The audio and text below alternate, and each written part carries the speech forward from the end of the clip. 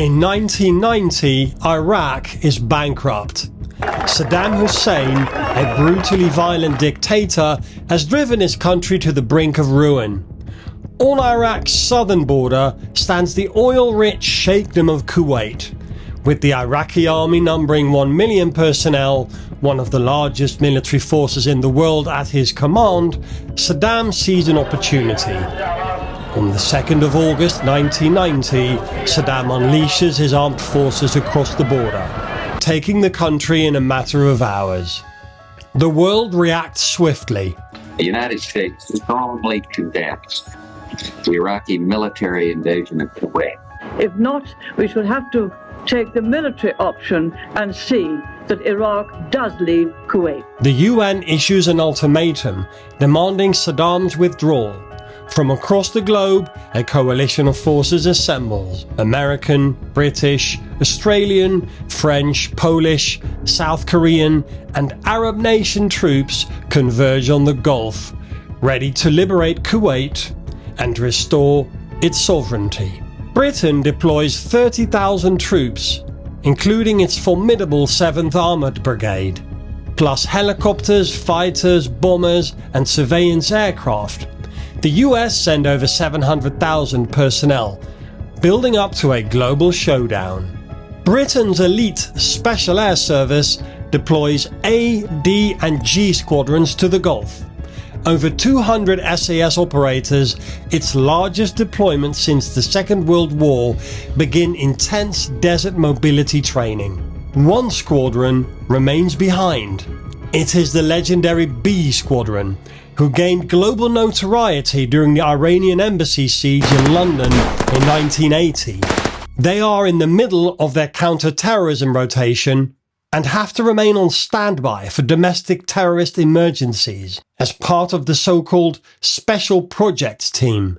But then in December, all of B Squadron is alerted on their pages to assemble for a briefing at their headquarters in Hereford. I had the privilege to meet Scouse Elliott, a member of SAS Bsqn at the time, and let's listen to him describe what happened next. We were all called into the briefing room. Yeah. We all sat down and kind of, what's this about? Totally unexpected. And they said, okay, fellas, a brief outline. We're going in. Mm-hmm. B Squadron's going in. G Squadron's coming home.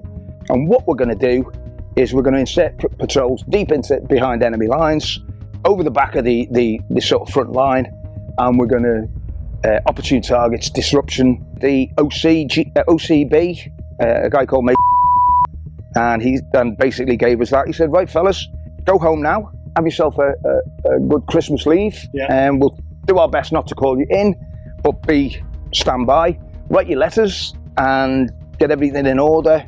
And we'll, the next thing you'll get is a call on your bleepers. B Squadron would deploy out to the Middle East in support of A Squadron and D Squadron, and basically we would be battlefield casualty replacements. And sort of everyone kind of looked at each other, and the braver, more gung-ho guys were yes, and I was thinking 1 million guys and we're behind them, and I kind of thought I could think of better things to be doing, and we were zeroing weapons at Ross Ranges. Discussion, okay fellas, well, if there's nothing else, everyone's happy with the zero, off you go. On the 6th of January, we were down at Bryce Norton flying with D Squadron, or with certainly a large element of D Squadron, into the United Arab Emirates, Camp Victor. We were there, just pure and simply, B Squadron. We come in at the end, if you like, and our job was, anyone that was killed in any of those squadrons, we'd just change. And we're on the base there. You've got the Americans on the other side. You've got us on this side. We had nothing. We had a 12 by 12 hard standing for a tent. We didn't have a tent. We had a hard standing for a tent. We looked across the airfield, and the Americans had bowling alleys, PXs, which are like big supermarkets. They had McDonald's, restaurants. We were working in those days. You had one spearhead squadron, one standby squadron, one courses squadron, and one SP team. And it was assumed that if the shit hit the fan, one of the squadrons who was on standby to go would go. They would take the standby kit And that's pretty much what happened. When we were tasked for this, I can remember going to the sergeant major and saying, "Okay, we need night vision," and there's none left for you. We need suppressed weapons. I think the comeback was, "Geordie, who the hell do you think you are, James Bond?" And I'm like, "No." There was only one 110 wheelbase. One 110 and 190, and the 90 was a diesel, and the 110 was a petrol.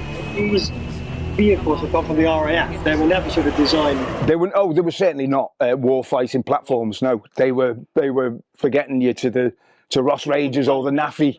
A and D squadrons had taken most of the kit. RAF airport transport Land Rovers were a far cry from the rugged desert warfighting vehicles the SAS had been trained on. These vehicles had no sump guards to protect against rocks, no winches to pull them out of soft sand, no sand ladders to put under the wheels across dunes, no extra fuel and water tanks. And that wasn't the only problem. These wagons had no firepower, no armour, no roll bars for mounting weapons, in fact no mounted firepower at all. Meanwhile, the clock is ticking. Saddam Hussein remains defiant, ignoring the UN's ultimatum. The world holds its breath. Then, on January 17th, 1991, Operation Desert Storm begins. We were getting up to the Wales service, and the Wales service has said that the air war was well underway. Skies over Baghdad have been illuminated. And Saddam was getting a good pasting. We kind of looked at each other, wondering, because we'd been told that we would be ahead of the game. So we weren't ahead of the game. Anyway. As the skies over Iraq erupt, General Norman Schwarzkopf, the mastermind behind Operation Desert Storm, believes overwhelming air power will cripple Saddam's army, paving the way for a swift ground offensive, disrupting the enemy lines ahead of the main land invasion force. Hit-and-run tactics, surgical strikes. Lieutenant General Peter de la Billière, commander of the British forces, has other ideas. A former commander of 22 SAS himself, he knows what these elite warriors are truly capable of. And every night we'd get a briefing. Tomorrow, fellas, take the motorbikes out. Tomorrow, fellas, go and get your OPs sorted. Tomorrow we'll be on the Dens range. Tomorrow you'll be firing. And this just went on. And what they were doing, really, they were going to Schwarzkopf and saying, "My lads can do this, my lads can do that." And Norman's coming back and he's saying, "Well, thanks fellas, I love your enthusiasm, but got it covered." Which is so often the way in the 1980s, 1990s with the SAS, you turn up and look for the job. On January 18th, 1991, the conflict takes a dangerous turn when Saddam Hussein attempts to bait Israel into entering the war by unleashing a salvo of Scud missiles on Tel Aviv and Haifa. The residents of this city are now living a nightmare that they had prayed would never happen. These aren't just any Scuds. These are modified, able to cruise over extended range. From Iraq at Mach 5, they can reach Israel in minutes. Inside the cramped shelter, the family dons gas masks. Though all the missiles so far have carried conventional explosives, the government is convinced that Saddam Hussein has chemical warheads. Yitzhak Shamir informs the Allies that battalions of Israeli paratroopers are preparing to deploy to Iraq to search and destroy Scuds. But he also delivers a stark warning. If any Scud aimed at Tel Aviv is found to carry chemical weapons, Israel will retaliate with tactical nuclear strikes. The stakes have just been raised exponentially. And the politics behind that was very clever. Effectively, he knew that he could disrupt a loosely held coalition by involving Israel. The Americans were very, very keen that that was kept out. Yes. All of a sudden, I think it must have been a light bulb moment. That's our job. Yeah. We will go and we will monitor Scuds. We will get eyes on at the earliest possible moment, giving exact locations. When you've got £50 million fast jets, they can do the ordnance delivery and so on. So we had a job. They saw that from Baghdad, that you've got MSRs, main supply routes. And they find that these were like arterial roads going straight through the desert. So they said, right, if we get 3 patrols, get a patrol on each one of these highways to have a look, maybe we may be able to see these Scuds being transported, because these Scuds, it was like a big articulated lorry with a rocket on the back. Right, okay. And they could drive down the freeway, stop at any time, raise it up and fire it. Suddenly, B Squadron, with their makeshift transport vehicles and ragged selection of scavenged and cobbled together equipment, find themselves off the bench and thrust into the spotlight. From being battle casualty replacements, they are now the tip of the spear. Their mission: infiltrate deep into Iraq, locate the Scud launchers, and save the world from catastrophic escalation of the war. 3 8-man patrols are assembled: Bravo 10, Bravo 20, and Bravo 30. Their orders: deploy into Iraq on the night of January 22nd. As the patrols prepare, a crucial decision must be made.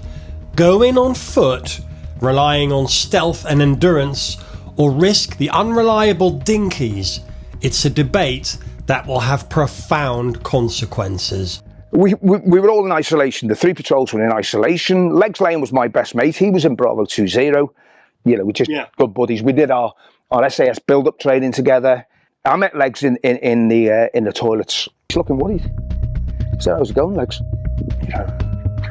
He says, we're going on fucking foot. I said, tell me about it. He says, yeah. He said he's worried that if we get in a vehicle, the vehicles will be like a flag. If you've got 2 vehicles sat there up, hidden, and they're discovered, empty vehicles must be commandos in the area, you know. So it's a signature. Now, what he said, what Mitch wants to do is he wants to go in on foot, get subsurface, and then tough out the war. You know, giving our signals and that. Okay, like, see you later. You know, good luck, mate. And Andy's been over, my patrol commander. He said, we better get our heads together. Yeah. Okay, so we're all sat round, all 8 of us, and we're all chipping in as you want. This is what we call the Chinese Parliament. What it came down to was that we wanted to, as well as get in there, what we wanted to be able to do was run. And the only way we were going to do that, by the time you looked at the load that you would have to carry on foot, by the time you're carrying all your infantry gear, all your food and water, and your OP supplies, you're talking a lot. Plus, you put that load on your back, you're staggered and you've got no speed of movement. We decided, we're taking vehicles, end of. And Andy was happy with that. Both Major Carpenter, the B Squadron OC, and Peter Ratcliffe, the Regimental Sergeant Major, voiced their concerns to the patrol commanders. There was definite unease among the head shed about the other patrol's plans to go in on foot. But Bravo 20 stand by their decision. They had thoroughly tested those vehicles and their conclusion was clear.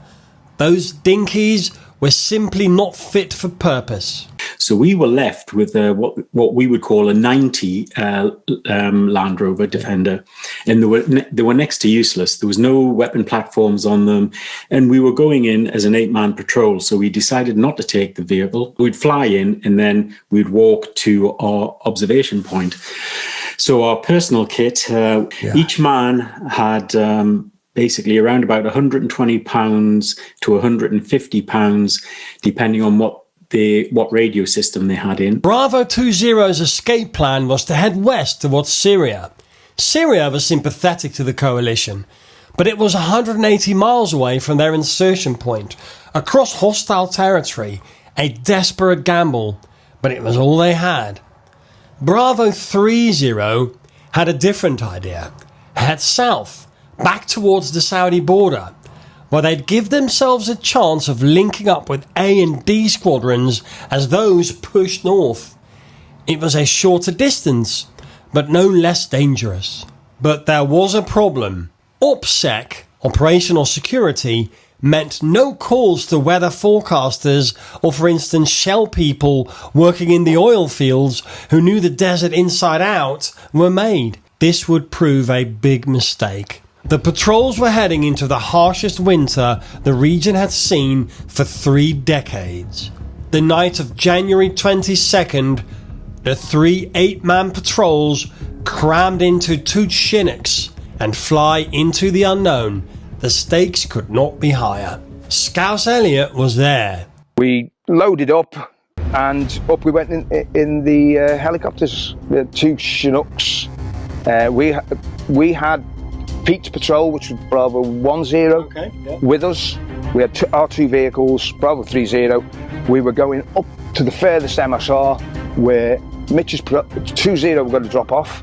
There were 3 MSRs if you look at the map, and that was going to be Bravo 30. We were about 20k short of the MSR where we put down with the 2 vehicles, and then Pete's patrol were going on to the southern MSR.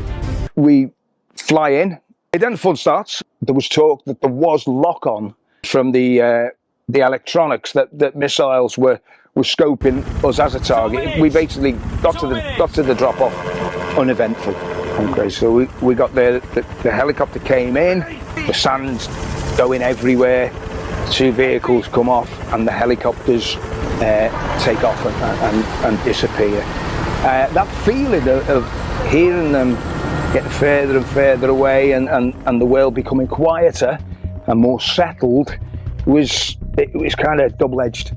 It was nice that the noise was going down so you could listen for what was going on. At the same time, that was your security. Then we go into our normal SOPs, which was about a half-hour listening watch. Right. All-round defence, half-hour listening watch. And what you did notice fairly quickly was just how cold it was. We listened.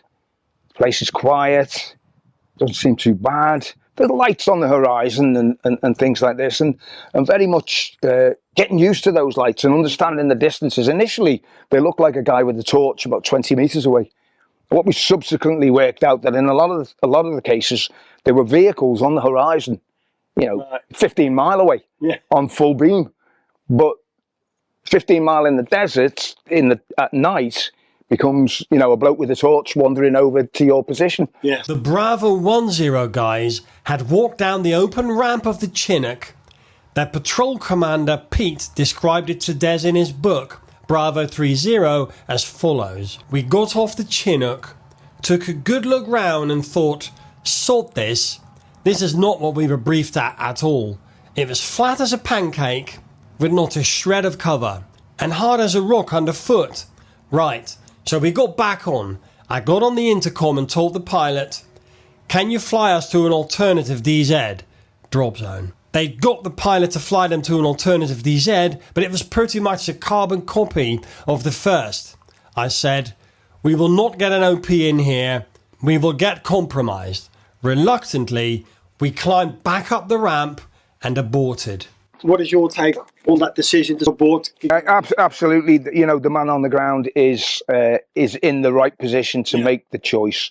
He was asking for a 24-hour pushback. Yeah.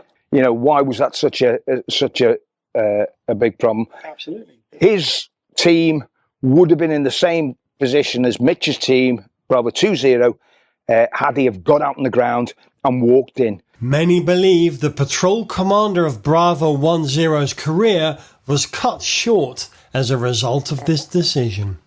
Meanwhile, under the cover of darkness, the 8 members of Bravo 20 are being inserted into Iraq aboard the 2nd Chinook.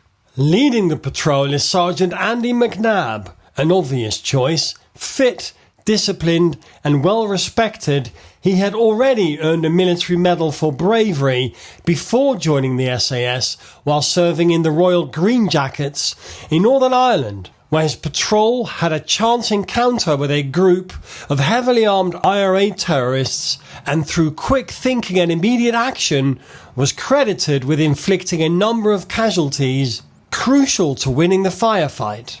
His second in command, Sergeant Vince Phillips, is arguably the most seasoned warrior in the patrol, with 18 years in the army under his belt.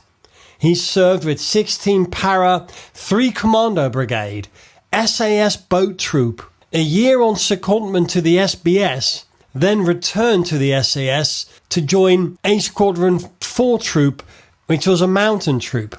This team is a mix of experience and grit, drawn from the best of the British military.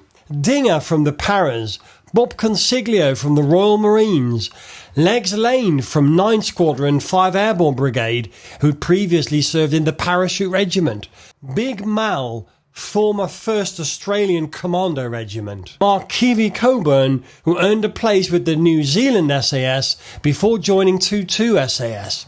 Then Corporal Chris Ryan, who was in 2-3 SAS before passing selection for 2-2 SAS and adopting the Parachute Regiment as parent regiment. When we got off the bird and it lifted off, we realised how cold it was. And Iraq actually was having the worst winter in 30 years. You can't carry 170 plus pounds in soldier. So we were chirping this kit, like, as in taking it up, dropping it off, walking back. And then we got to the OP point, which we'd read off a map.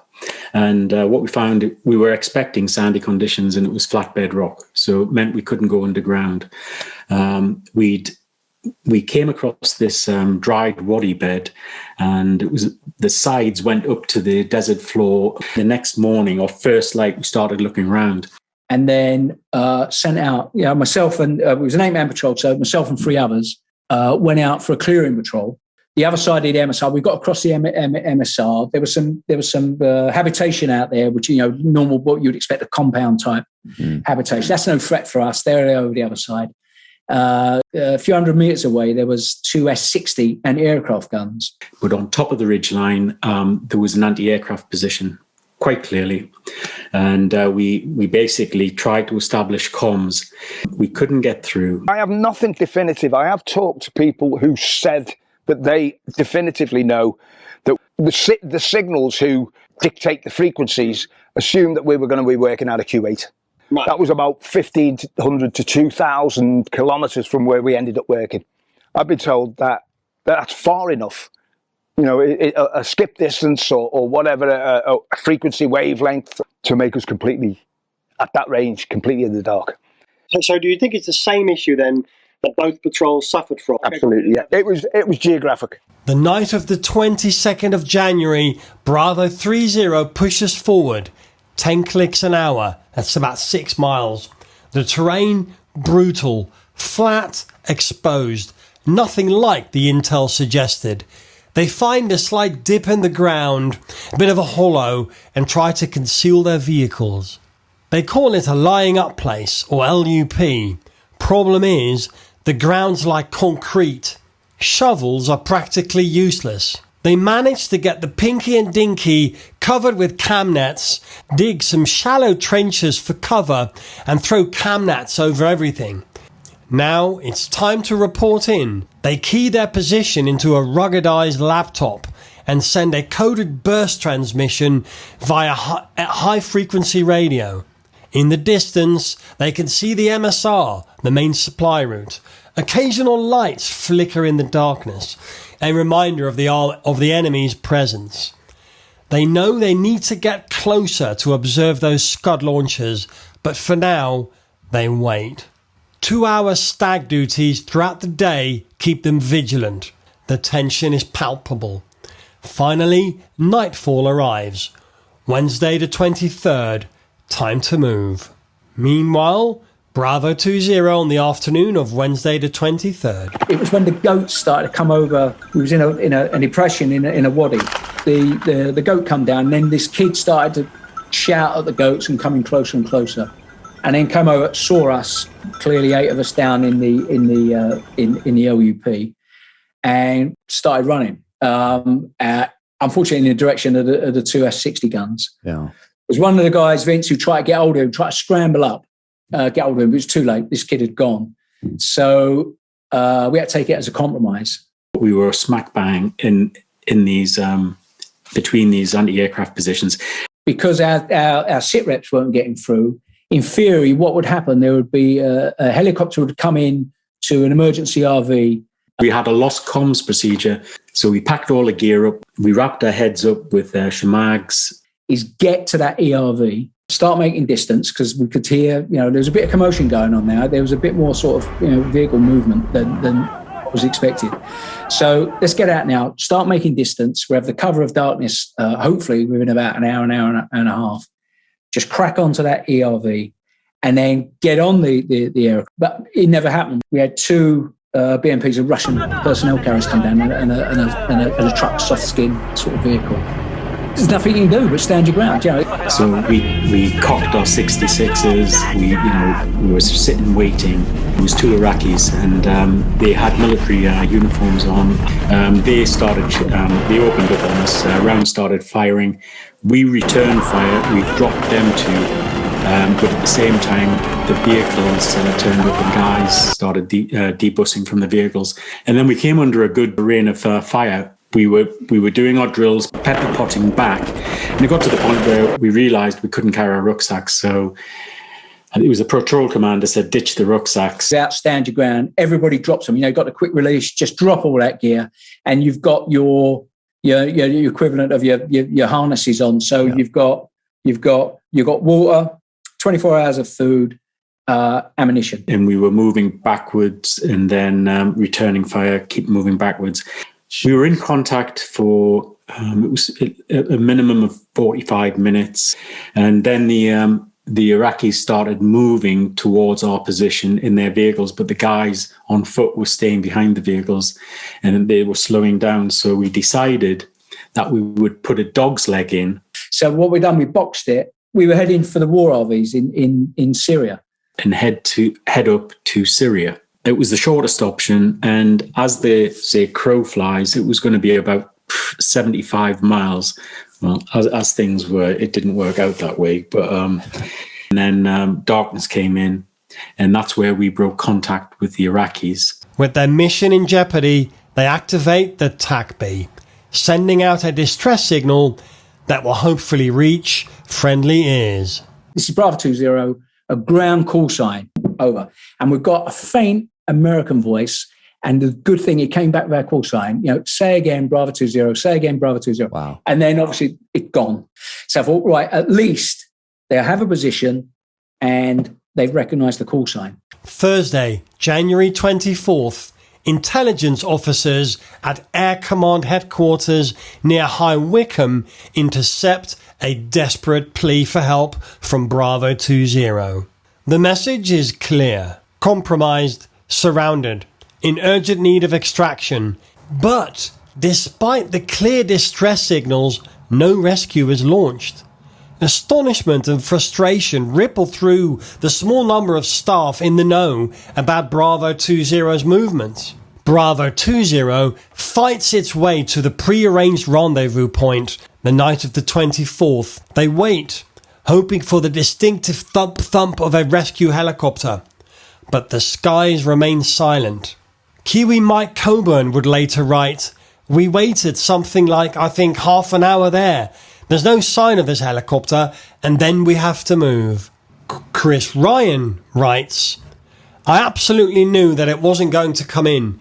In the still darkness of the desert, we would have heard the distinctive sound of the rotor blades from quite a distance. From then on, we were on our own."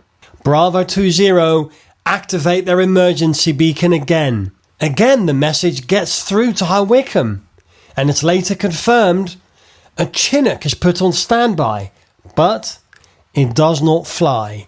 Why? The reasons remain shrouded in mystery to this day. Possible explanations are staffing issues, or perhaps High Command did not want to lose face by a second of the 3 patrols aborting so soon after insertion. With time running out and the enemy closing in, Bravo 20 have no choice but to press on. Their escape has now become a desperate fight for survival. It was probably an hour and a half of good strong tabbing, and I got to the base of the ridgeline, and I turned around and I had one guy who'd actually collapsed behind me, and another guy, and the other 5 guys were missing. I was thinking, what the hell? One of the guys who had collapsed, what had happened is he had gone down during the firefight because he'd had all his thermal underwear on. And during that firefight, he'd actually sweated himself dry. Wow. And he was running on empty. And he'd collapsed just before we put that dog's leg in. And I'd said to him, you just stick on my butt and keep there, keep looking at it and just keep moving. Thursday, January 24th, Bravo 30 sets up an observation point, OP, overlooking the MSR. They spot a convoy, a potential target, and transmit its location. But with the radio problems, they have no idea if their message is getting through. Tried the radio all day, all day. Different frequency, different antenna lengths, laying it on the ground, putting it as high as they could, putting masts up, taking masts down, just non-stop, because that was our game. Our game was reporting. We were looking towards lost comms procedure. Yeah. Funnily enough, we managed to get some signal through that day. Right. It was completely corrupt, enough for us to say, okay, we don't need a lost comms procedure. It is not the radio. And just while we're about, 6 or 7 o'clock in the evening, well after last light, we hear first of all what are clearly some kind of missile. They sounded like fireworks, but they're not fireworks. They were some kind of missile. The sky lights up. Wow. There's tremors coming through the ground. The vehicles are sort of bouncing like so, and there's just an almighty. You can hear the jets, you can hear the missiles, you can see the fireworks, magnesium flares, and things like this going off. And I would estimate, we didn't discuss it, or if we did, I don't remember. I would say about 1,500 meters away. Wow. Okay. And it's all going. The Iraqis are being attacked by the fast air while we happen to be passing. What we decided to do was, we knew we had hot vehicles. We'd heard the heat-seeking munitions. We decided we're going to get out and wait until it's all over. So we give ourselves about 500 meters from the vehicles, and we went into all-round defence until it was all quiet again. We couldn't hear anything, couldn't see anything. We knew what had happened. And it was on that morning that we got a signal, and we understood, we learned that 20 were missing. There'd been no comms from 20. And, okay, well, that gives us something to think about. But, we've got our own job, maybe just lost comms. And you try and think good possibilities that a patrol missing is going to be. But there's always the doubt. That same night, between the 24th and 25th of January, they saw it. A fiery streak shooting across the sky, heading west towards Israel. They reported the possible launch site back to HQ. Then, another problem emerges. One of the vehicles starts acting up. Sod's law, it was the Pinky. As they crawled through that freezing darkness, the old Land Rover 110 wheelbase started to cough and splutter. Now let's take a look at Bravo 20. Bravo 20 was now split in two. Chris Ryan, author of The One That Got Away, headed off with Kiwi Mal and Vince. The other group of 5, led by Andy McNab, author of Bravo 20, included Mike Coburn, author of Soldier 5, Legs Lane, Dinger and Bob Consiglio. They desperately tried to make contact with the rest of the team. They had to assume the Iraqis were still on their tail, closing in. Left with no other choice, the 3 of them decided to make their own escape. After hiding out through the day on Friday the 25th, exhausted and with the enemy closing in, their fight for survival continues. I can honestly say it was the longest day in my life, and I've worked in some of the coldest environments in the world. I wouldn't let anybody move. Our SOPs is during the day you don't move, so I said nobody's moving, and I made them stay still. Now I know I've got to live with a man's life here. It's at 1800. It was dark, and I said, right, let's move. Well, when we came to move, it was nearly impossible. We'd lost the use of our fingers, our toes. It felt like you were just crippled with arthritis in your knees, your thighs, your lower back. And trying to stand up was an effort. And it's starting to snow. And the snow was coming down like like prawn crackers in the Chinese restaurant. You know what I mean? They were just huge. And, you know, we'd been building up in the UAE and in Saudi Arabia, and it was Hawaiian shirts and flip-flops. You know, this was seriously cold. As the other Bravo team, you know, you were cold. You were, you know, burning fuel. Chris led the way, frequently checking his compass, pushing forward into the blinding snow, the wind screaming in his ears. 10 paces ahead of Mal, who was doing the same thing, making sure they were straight on the bearing. Each man focused on the other's faint outline in the swirling white. But every step was a struggle, every breath a battle against the biting cold. At the back, Vince was fading fast. Hypothermia was setting in. Vince was a soldier. He'd earned the entire holy trinity of prestigious beret colours the British Army had to offer. The Airborne Maroon, early in his career upon passing selection to join 16 Heavy Drop Group. The Green, upon being attached to 3 Commando Brigade, which required passing the All-Arms Commando course. Then the Sandy Beret after passing the 6-month SAS selection, where he spent years in Boat Troop, a year-long stint in Poole attached to the SBS, before returning to H to join A Squadron Mountain Troop. Hand-picked by Head Shed to augment B Squadron in Iraq, and then picked for the Bravo 20 Patrol. This guy had seen and done it all, but even the toughest, most experienced soldier has a limit. I would walk back, talk to him, and this is, I mean, without going into detail for the respect of his family, I would do lots of different things to see if I could get like some type of reaction. So at this point, I said to Stan, who was with me, you and him stay about probably about 50 to 100 feet away from me. Just keep me in sight. Don't lose sight of me, but let me get up ahead and I can walk. And if he's making noise, hopefully I'll see the enemy beforehand and then I'll move back and then we'll box round them. So we did that. And the ground, there was where the snow had been drifting. Then I've lost contact with Vince. I made the decision that I wasn't going to go back any further. And we were to carry on the route. Now, Vince's body was recovered by the Iraqis, and they were very respectful with him.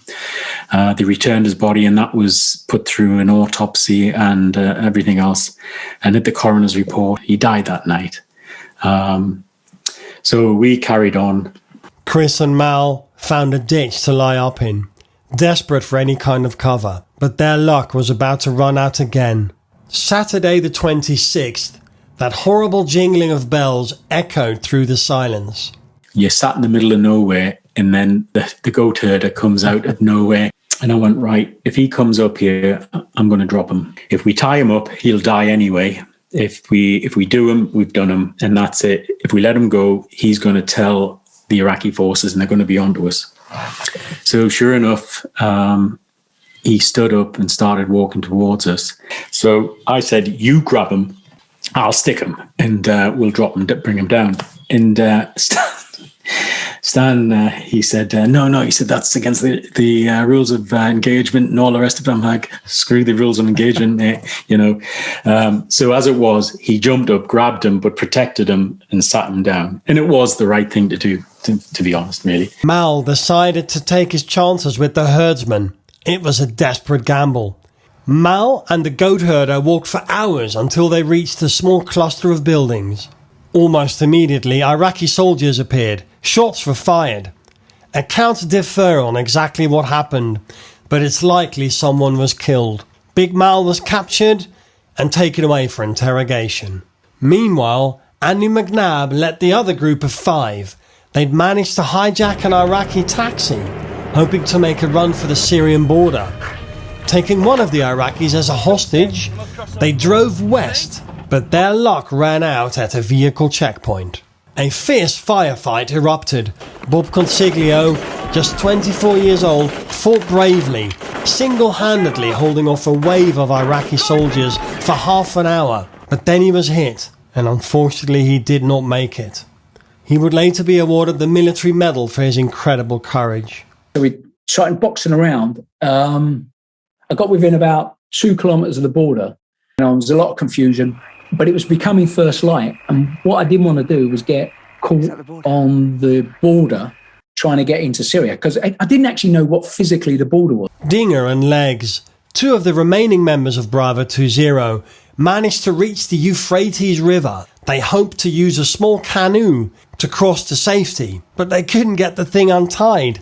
With the enemy closing in, they had no choice. They jumped into the freezing water and started swimming. The current was strong, the water bitterly cold. Legs started to struggle. Hypothermia was setting in.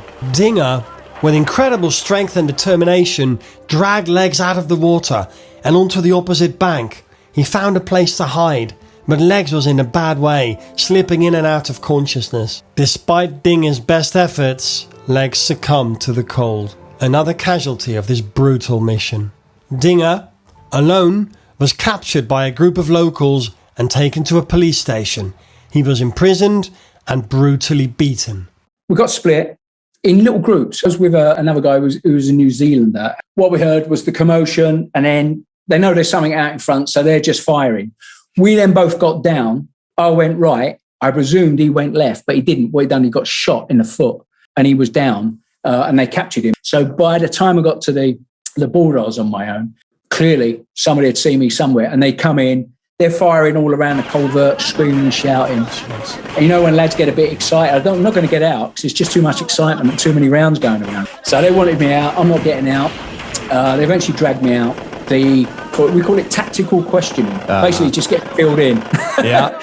Yeah. So and I took teeth knocked out, and so then me and him got paraded through town, and the air war had started by then, so there was bombing every night now. So obviously everybody was taking their frustrations out on us, and we thought that we were going to get shot at the end of it. Wow. But what we didn't realise, there was a reward that were given for down pilots and prisoners. Chris is now the only one left. And it wasn't until first light came up, it hit me that I was by myself. And I don't give a monkey's how hard you are, how tough you are. It gets you. Unbeknown to me, the group of 5, the other guys, they'd been captured, and they knew that there was 8 of us. They had Vince's body, they had Stan, they had everybody in the patrol. So during their interrogation, they kept saying, you know, where was I? And so they deployed all the civilians from the villages along the Euphrates, and 1,600 troops. Started walking that night. I knew I could, if I carried on a certain bearing, I would hit the Euphrates, I could bounce off that and then head to the border. Chris was completely alone. His team scattered. His friends captured or dead. He was facing the fight of his life against the elements, against the enemy, against the overwhelming odds. From Sunday the 27th to Thursday the 31st, 9 days after their mission was compromised, Chris pushed on. 5 days of hiding, 6 nights of walking. He had to cover a total of over 180 miles, almost 300 kilometers, with little food or water and the constant threat of capture. But Chris never gave up. He endured the unimaginable, completing the longest escape and evasion in modern warfare, until finally, after 9 grueling days from the moment of insertion, he crossed the border into Syria. He had escaped.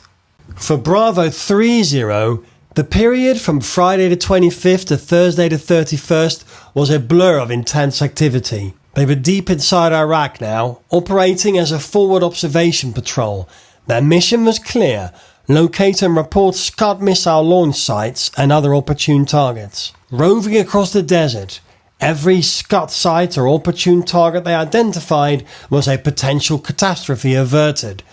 They hoped their reports, for which they received very little to no acknowledgements, provided the crucial targeting coordinates for the coalition fast jets. At first light each day, they forced stiff limbs into motion and prepared to stand to. Every man awake, eyes scanning the horizon, weapons at the ready, prepared for any threat. Now about night 4, back to the MSR. No good comms. It was a non-goer. We were also very, very aware of the amount of fuel that we didn't have left. Right. This is our job. This is what we do. We can't all of a sudden say, well, we've got to have the perfect weather. It's too cold or whatever. I think that's the good thing about the regiment is that, okay, we're not always going to get things ideal. You just got to get on with the job. That's what it says on the can. You're in the SAS. And you can't all of a sudden say, I don't like this situation. I'm not going to do it. This is what you get paid for. And about it again and then come back another day. If the job was going to go on longer, we was going to be resupplied in the field. We then got some kind of garbled message. Because we were using air maps. The air maps were, what they call it, lat and long. So we weren't using Ordnance Survey, 6-figure grids and so on. The only thing we could decipher from one of the signals was that we should head for one of the longitudes. What do we do? Well, we're told to head there. We've got no latitude for it. Well, I'll tell you what we'll do. We'll drive up that longitude. Yeah. So we'll just drive effectively north.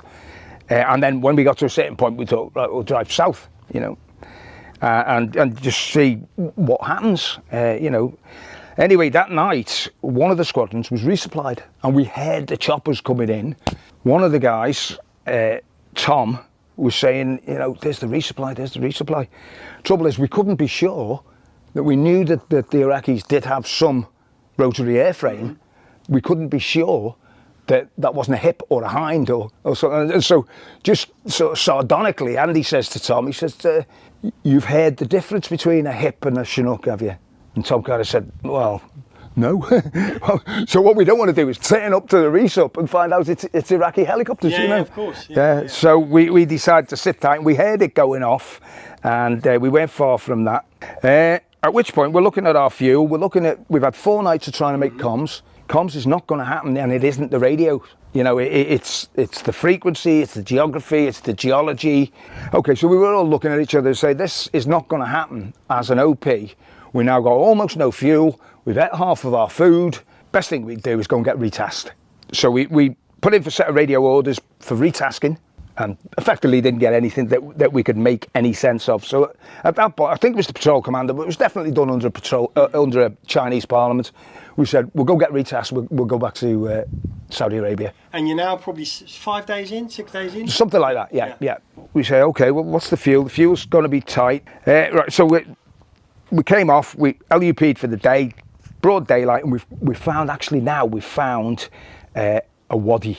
And it's not a bad little wadi. It's probably as wide as the length of this garden, say 15, 20 metres, and it's quite high.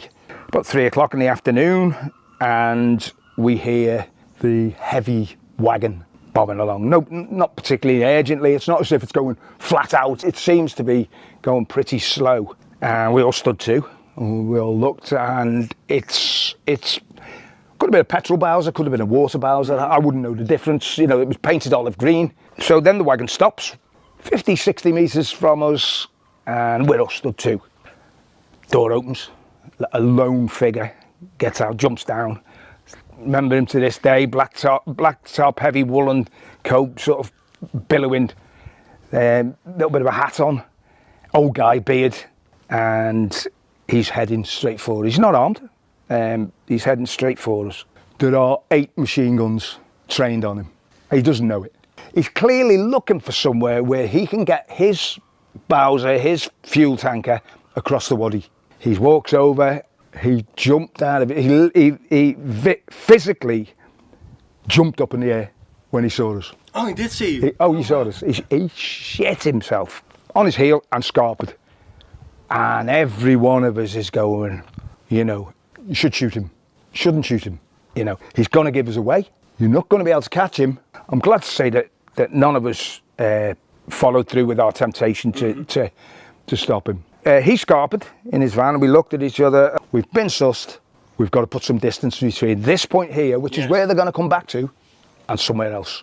2 hours later, we were 50k away. And we left a few because we know that they're coming back. So we left a few nice items that they may want to investigate, that we hope that they'd be sorry if they did.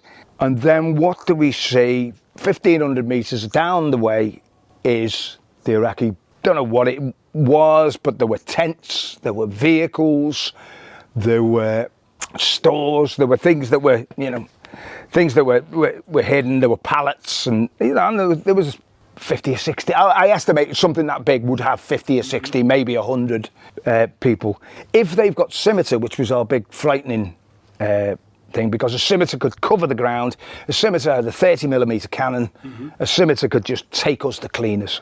You could clearly see movements, you could clearly hear noise, and very quickly it's decided, press on, straight ahead, keep going. We weren't frantic, we were just steady, and we went down the banks of the wadi.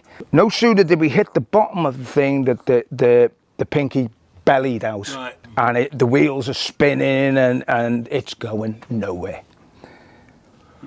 We can see them, they can see us.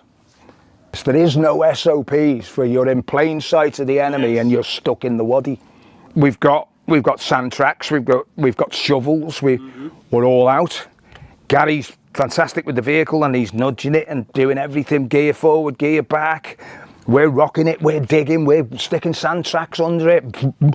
Gets up, goes in again, gets up, and started moving. Jumped on board, across the wadi, up the other side, behind a bit of cover, and we're just all laughing at each other. The ludicrousness, the relief, really. We're probably the most vulnerable that I felt during the period of time that we were out. Several miles further on, the Pinky ran out of fuel, so we stuck the Pinky on the back of the dinghy, and the dinghy towed the Pinky. So now we're on a firm bar and we're heading, and without too much incident again, we get over the border and we got into Saudi Arabia. We put a Union Jack on the bonnet of the dinghy, and then we drove into Saudi Arabia. January 31st. Yeah. And by sheer coincidence, which is also the day that Chris, the only person to get away from the other patrol, Chris Ryan, he actually crosses the border with Syria. Did he? On the 31st. That's the same day. I didn't know the timeline of Chris's. I remember seeing him when he came back and hearing his story. But drove into Al Juf, and we were promptly stopped by the police, the Saudi Arabian police, for having no lights. Yeah, and just funny. Fat bloke, skinny bloke, got out, took us to the police station, didn't understand much English. We eventually, our ops officer turned up. Welcome home, boys, well done. There'll be a debrief when you get back. At this point, you're sort of finding out the success of, as in hindsight, the success of your mission. Oh yeah, very much. Oh, I mean, we had no idea. We didn't even know. On the night of the first attack, which was very visual and very, I mean, we didn't see the attack on the radar site, but we found out about that later. But we definitely saw the attack on the other one. Yeah. But we didn't know that was as a result of our. No, exactly. Because we didn't think we'd had any comms. Yeah. But we had comms. The debrief, you haven't got your mind on a debrief like that. You just want them to leave you alone. We were then shipped back to UAE. We flew up to meet Norman.